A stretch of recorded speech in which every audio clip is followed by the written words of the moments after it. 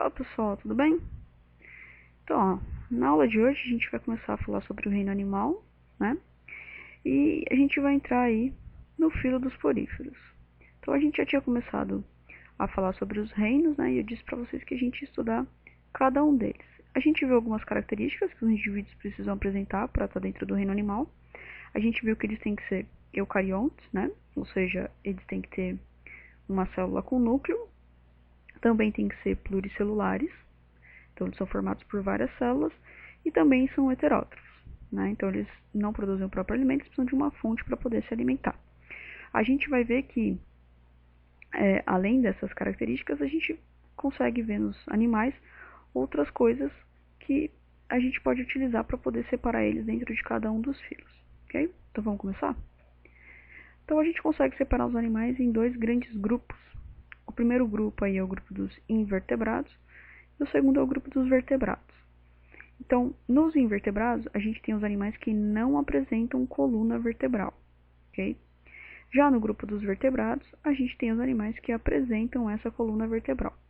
Quando ele apresenta a coluna vertebral, ela pode ser feita ou de cartilagem ou de osso, tá? Aí a gente vai ver isso um pouquinho mais pra frente quando a gente começar a estudar os vertebrados. Então, dentro dos invertebrados aí a gente tem os plateumintos, os nemateumintos, poríferos, quinidários, né? Que são os primeiros animais que a gente vai estudar. Depois, mais pra frente, a gente entra aí nos peixes, anfíbios, répteis, que são os animais vertebrados, ok? A gente pode usar aí, como classificação desses seres vivos, a simetria.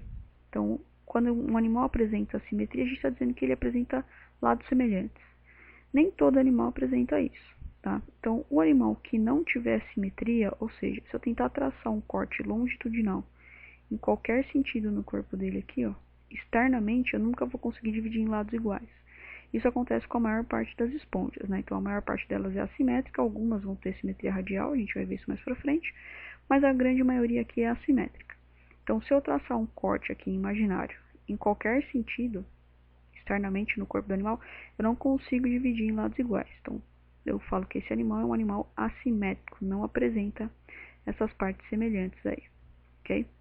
Diferente de quem tem simetria bilateral. Então, na simetria bilateral, bi é 2, né? Lateral de lados.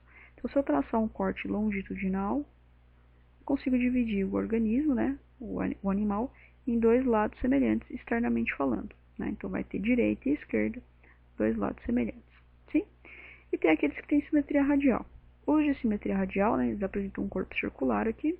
E se eu traçar um corte imaginário longitudinal em qualquer sentido, desde que eu passe pelo eixo central, né, desde que eu passe pelo centro do corpo do animal, eu vou conseguir dividir ele em várias partes iguais. Então, assimétricos não têm simetria, simetria bilateral divide em dois lados semelhantes, e simetria radial divide em vários lados semelhantes, desde que eu passe pelo centro do corpo do animal, ok?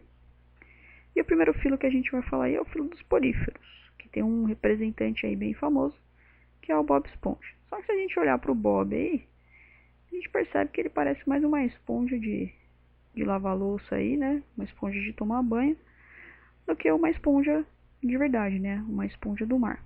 Os pais dele até que lembram um pouquinho, né? Eles têm uma carinha um pouquinho diferente aqui. Eles até lembram alguns grupos de esponjas, né? Então aqui a gente tem a foto de uma esponja de verdade. Isso aqui é um tipo de esponja, existem vários tipos, né? E a gente vai perceber que seja no desenho aqui, no Bob ou nos pais dele, ou no animal de verdade, o que classifica esses animais, a principal característica que eles apresentam, é exatamente a presença de poros, tá? Então o filo dos poríferos inclui os animais que têm uma grande presença de poros revestindo o seu corpo. Então vamos lá. Quando a gente olha para uma esponja, a gente consegue analisar as suas estruturas. E nessa imagem que a gente está vendo aí, é como se eu tivesse pego uma esponja, né? Tivesse cortado ela, a gente está olhando ela por dentro aqui, tá? Então, aqui a gente tem o nome de algumas estruturas e a gente vai ver cada uma delas. Então, vamos começar aqui pelos pinacostos. Os pinacostos são esse laranja mais escuro aqui por fora, ó. Tá vendo? Vamos voltar um pouquinho? É todo esse revestimento externo aqui, ok? Então, os pinacostos são um grupo de células responsáveis por revestir externamente o corpo dos poríferos, tá? Então tem por toda a sua parte externa um revestimento dado por esses pinacostos, ok? A gente pode perceber que esses pinacostos aqui, ó, eles não são contínuos, né? Eles têm uns espacinhos aqui. Esses espaços são exatamente os poros, que são muito importantes para esses animais. Por quê? As esponjas são animais sésseis. O que isso significa? Significa que são animais fixos, né? Então o indivíduo adulto ele vai se fixar em algum lugar, no substrato, ele vai ficar preso ali e não vai sair. E a gente viu lá atrás que os animais eles são heterótrofos, né? Eles precisam comer alguma coisa. Então a esponja não pode sair procurando alimento. Então ela depende da passagem da água dentro dela. Então a gente fala que as esponjas são animais filtradores. Elas filtram a água e a partir dessa filtração elas conseguem os seus nutrientes. Como é que ela faz para filtrar? A água vai entrar exatamente por esse poro aqui e vai cair nessa cavidade, tá? Então os poros são importantes para esses animais para a água poder entrar dentro deles e poder fazer a filtração e tirar daí os seus nutrientes, ok? Então os pinacostos revestem externamente, os poros permitem a entrada da água, e as espículas aqui, ó, que a gente pode ver que cada uma tem um formato diferente, né? Elas vão ser encontradas por todo o corpo do animal, dando sustentação para ele. Então elas vão formar o esqueleto desse animal. Essas espículas, elas podem ser espículas feitas de calcário ou podem ser feitas de fibras de espongina, né? Dependendo da substância que a espícula é feita, a esponja tem uma resistência maior, né? Ela pode ser um pouco mais rígida ou ela pode ser um pouquinho mais maleável, ok? Então essas espículas aqui, ó, a gente encontra elas por todo o corpo do animal, formando o esqueleto dele, né? Dando a sustentação. Podem ser ou de calcário ou de fibras de espongina, ok? Depois a gente tem aqui os amebostos. Os amebostos também são encontrados por toda a esponja e são células importantíssimas, porque os amebostos realizam várias funções. Dentre elas a gente tem digestão, né? Eles também participam do processo de digestão do animal e eles também vão fazer o crescimento e a regeneração. Então o que acontece? As esponjas, elas não têm tecidos verdadeiros. Como assim, professor? Tecido é um conjunto de células, né? E esse conjunto de células, eles vão formar órgãos. Então, como as esponjas, elas têm várias células, a gente já viu, né? Os pinacostos, né? O próprio amebosto ali.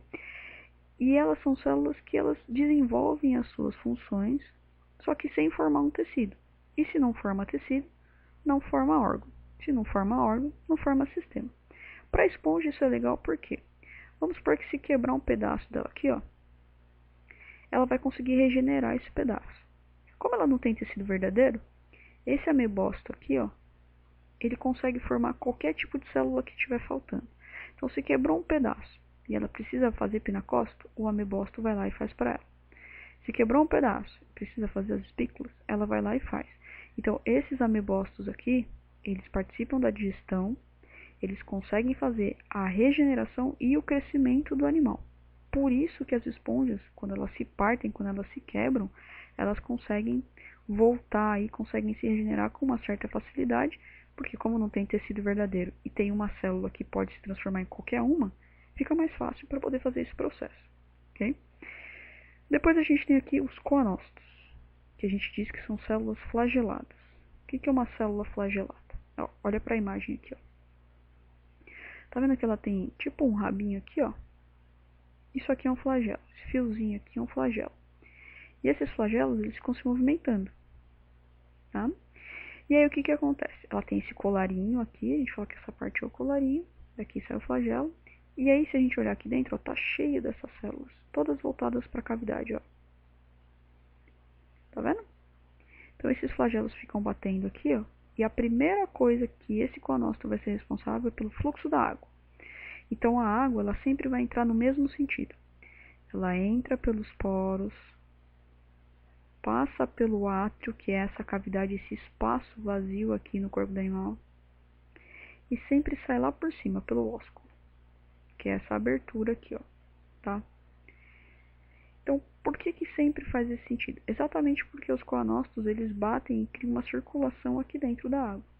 Então, essa água fica circulando e vai sempre seguindo esse caminho, sempre saindo por cima, ok? Então, a primeira função do coanócito é ser responsável pelo fluxo da água, pela circulação da água no corpo do animal. Lembra que esse processo é muito importante porque é através daí que ele vai conseguir alimento. Mas como é que ele pega o alimento? Fácil, ó. Não tem aqui o coanócito que fica batendo, empurrando a água? Além de empurrar a água, ele captura os nutrientes. Então, passou o plâncton aqui, ele vai lá, pega o plâncton e leva para dentro dele. Então, primeira função do coanócito, fluxo da água. Segunda função, captura de nutrientes. E terceira função, é fazer a digestão. Então, ele vai jogar o alimento lá para dentro dele e vai fazer uma digestão que a gente chama de digestão intracelular, uma digestão dentro da própria célula do animal. Ok? Então, vamos voltar no caminho da água? É sempre o mesmo, né? Entra pelos poros, passa pelo átrio e sai pelo ósculo. Entra pelos poros, passa pelo átrio e sai pelo ósculo. Essa passagem da água aqui, além de trazer os nutrientes, ela também vai trazer o oxigênio que ele precisa, né? Então, ele vai fazer essa troca gasosa na passagem da água. Então, ele pega o oxigênio da água e solta o gás carbônico para ir embora. E também vai eliminar aquilo que ele não precisa mais, né? Que são as excretas dele. Então, ele solta essas excretas aqui e isso é jogado para fora, ok? A gente vai ver um vídeo agora, onde a gente vê exatamente esse caminho da água dentro do corpo da esponja. Então, você vai ver que na hora que começar o vídeo, o mergulhador ele vai soltar uma substância na água, do lado de fora do corpo do animal. Essa água vai entrar e ele vai jogar para fora. Vamos lá?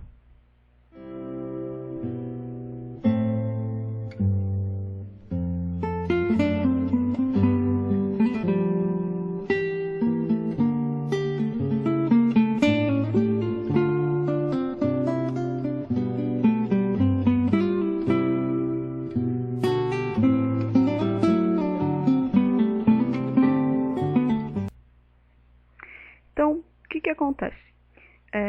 Esses animais também conseguem se reproduzir. Então, essa reprodução aqui ela pode ser assexuada, ou seja, sem troca de gametas. Então, todo indivíduo que for formado aí vai ser igual àquele que deu origem. Tá? Então, toda reprodução assexuada são cópias daquele que deu origem. Então, o primeiro tipo de reprodução que a gente tem aqui é a reprodução por brotamento. Tá? Então, o brotamento ele vai acontecer assim, ó. Você tem um indivíduo aqui, ó, que é o original. Ele vai se dividir, né? Vai fazer várias divisões celulares e vai surgir dele aqui um broto. Vai surgir dele mesmo. E aí esse broto, ele se solta e dá origem a uma nova esponja. Aí eles vão crescendo um perto do outro, né? E vai formar aquela primeira imagem que a gente viu, várias esponjinhas uma do lado da outra, ok? Outro tipo de reprodução é a fragmentação. Então vamos supor que a esponja aqui, ela perdeu uns pedaços, ela foi fragmentada, foi desagregada, né? Soltou esses pedacinhos. Lembra que eu falei lá atrás que os amebócitos eles têm uma alta capacidade de regeneração? Então, cada um desses pedacinhos aqui, ó, eles podem se agregar, né? E reorganizar suas células, dando origem a novos indivíduos. Outro tipo de reprodução que a gente tem, que na verdade é mais um mecanismo de defesa, que quem faz isso são as esponjas de água doce. Esponja pode ser marinha ou de água doce, a maioria é marinha, tá? As de água doce, às vezes quando o ambiente não está muito bom para elas, não está muito propício, elas fazem um processo chamado de gemulação. Então o que é isso? Ela faz como se fossem umas cápsulas, e dentro dessas cápsulas aqui, ela guarda material genético. E aí isso aqui ela solta na água. Isso fica lá, paradinho, fechadinho, até o ambiente ficar bom de novo. Quando esse ambiente fica bom de novo, essas gêmulas começam a se desenvolver e formam uma nova esponja. Sim? E para terminar, a reprodução sexuada. Então, toda vez que tiver reprodução sexuada, tem troca de gametas, ou seja, tem troca de informação genética entre os indivíduos do sexo masculino e feminino. E no caso das esponjas, pode apresentar também indivíduos que são hermafroditas. Então, como assim? Você pode ter esponjas machos e esponjas fêmeas, ou esponjas que o mesmo animal apresenta os dois sexos, tá? Tanto o sexo masculino quanto o sexo feminino. Então, o que vai acontecer? A esponja macho ou hermafrodita que tiver na época de reprodução liberando gametas masculinos vai soltar os espermatozoides na água, eles vão cair, e aí esses espermatozoides vão entrar no corpo da outra esponja pelos poros. Lembra que a água, pelos poros, né? A água sempre entra pelos poros. Lá dentro vai ocorrer a fecundação, vai encontrar com a célula feminina, vai produzir um ovinho, desse ovo vai sair uma larva. A larva sempre sai pelo ósculo. Isso vai sair, vai cair aqui na água, a larva consegue nadar, né? Ela é uma larva chamada de anfiblástula. Ela vai nadar até achar um lugarzinho legal para ela, pum, parou aqui, ó, no substrato, ela vai se fixar, vai se desenvolver e vai dar origem a um novo indivíduo, ok? Então por hoje é só, pessoal. Bons estudos para vocês.